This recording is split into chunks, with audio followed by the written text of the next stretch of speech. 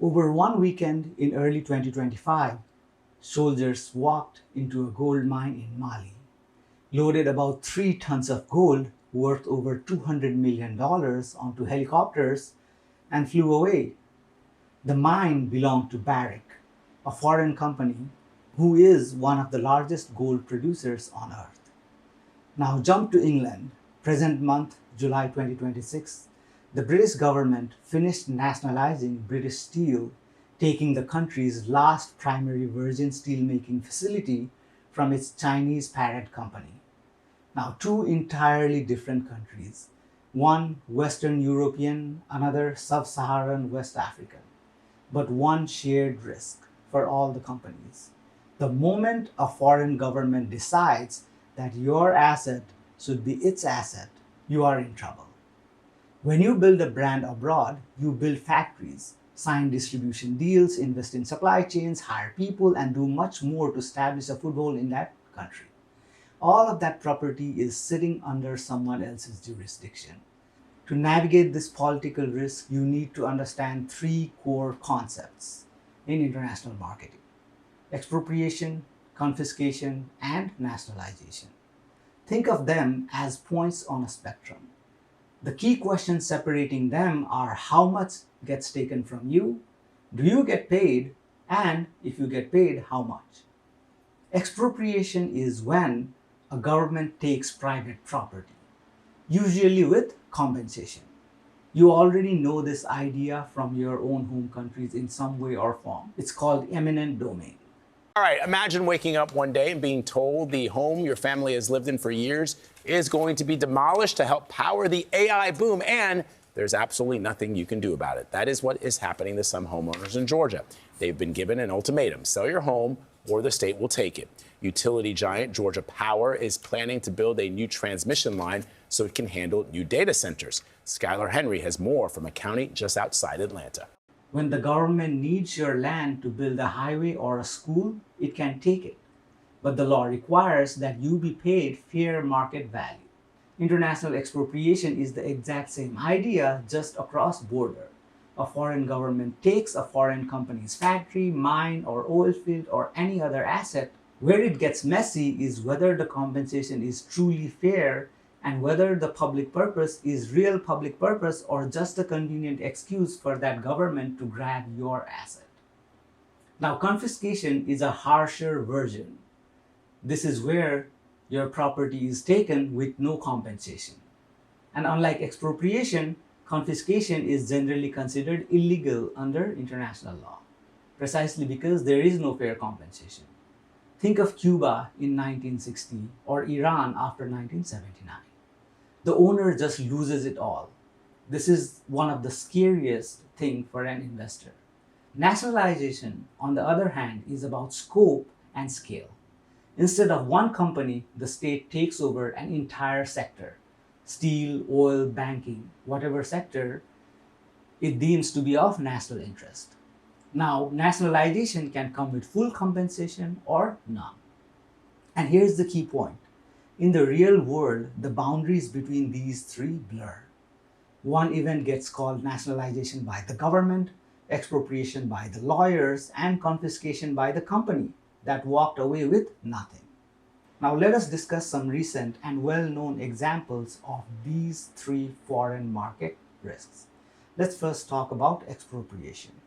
A very well-known example is when Argentina seized its largest oil company, which was originally owned by a Spanish company.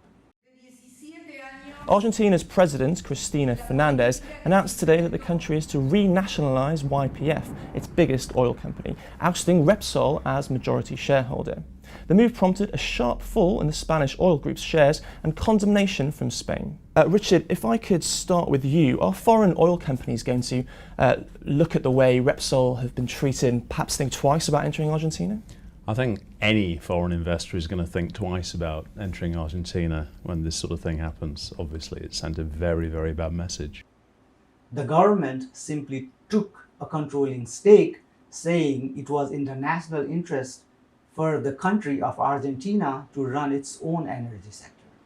The foreign owner didn't get a vote. But here's what makes this expropriation and not confiscation. After a long dispute, the two sides negotiated compensation, and Argentina paid. That's the textbook example of expropriation.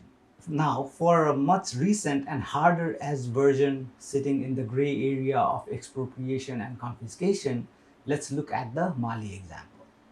The sub-Saharan West African country has been taking control of gold mines run by foreign companies, arguing that its own people should get a bigger share of the country's gold. In one case, it even sent in soldiers and flew the gold out from the mines. The companies call it seizure, the government call it reclaiming what belongs to them and their country. And because the compensation here is fought over rather than freely paid, Mali's version sits much closer to confiscation than expropriation. Now let's talk about confiscation. A very large-scale example happened when Russia invaded Ukraine. Now, since invading Ukraine, Russia normalized commercial asset seizure. Over 540 international companies exited after the invasion, leaving behind assets worth $50 billion. Western brands like Danone and Carlsberg were forced into distressed sales at a fraction of their true value. Now, this is confiscation disguised as the forced sale. Let's also talk about counterpoint of the Russian confiscation. While Russia was confiscating Western companies' assets worth about $50 billion, as I just mentioned, Western nations also froze about $300 billion in Russian central bank reserves and Russian oligarchs' assets that were present in those countries. But here is a slight difference between what Russia did and what the Western governments are doing. The Western governments say that they have not confiscated the property but instead frozen them. Under international law, one nation's government assets are very hard to seize outright. So Europe has spent years just freezing the money and spending the interest on Ukraine, while stopping short of taking the principal amount. Russia calls this theft. The EU insists it's immobilizing, not confiscating. Now let's talk about the third, nationalization. British Steel UK 2026. This one surprises people because it happened in the wealthy, market-friendly democracy. British Steel has come under public ownership to protect the future of steel production in the UK, the government has announced. The Department for Business and Trade said the move was essential to maintain steel production at British Steel's site in Scunthorpe, Lincolnshire, to protect both the company's future and UK supply chains. A Chinese firm bought British Steel in 2020. By 2025, it was losing around £700,000 a day. When the owner signaled that it might just shut the furnaces to stop the losses, the United Kingdom stepped in and nationalized it, because the United Kingdom said that this is our only producer of virgin steel and losing it is a national security issue. The former owner or the Chinese owner calls this a forced takeover and wants compensation, so an independent assessor will decide the figure and it could be very low. Now, as we said earlier, the difference between nationalization and expropriation is that nationalizations happen to the entire sector and not a single company. So why is this single company seizure being discussed under nationalization? This is because British Steel was a single company, but it was the last one of its sector. And because it was the only one, it is the entire sector. Taking it meant taking the country's entire steel-making capability into public hands. When the one company is the whole sector, taking it basically means nationalizing the sector. And that is why it is not expropriation, but nationalization. The lesson here is that nationalization isn't just a developing country market risk. Current global environment makes nationalization of strategic sectors a risk everywhere. Here's something to keep in mind. Companies don't just guess at this risk. They buy it as data. Credit insurers actually score it, country by country. This, for example, is Credendo's expropriation and government action risk map, where every country is rated from 1 low risk dark green in color, up to 7 high risk, dark brown in color. And watch where the colors fall. The low risk green sit over countries with strong, predictable legal institutions. The places where if the government does take something, courts and compensations will still happen. The high-risk brown clusters are countries where government have a history of seizing assets and the legal system can't reliably push back. Now, before a firm invests a single dollar abroad, a map like this is often the very first thing it should check.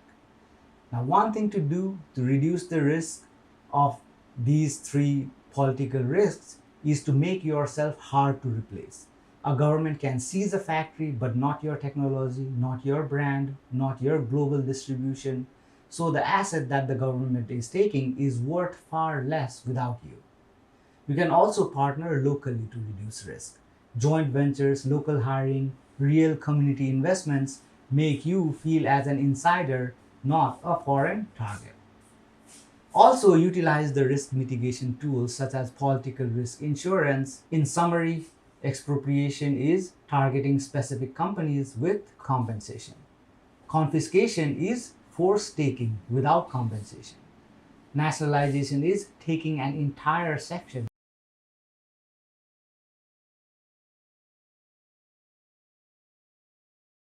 Thanks for watching.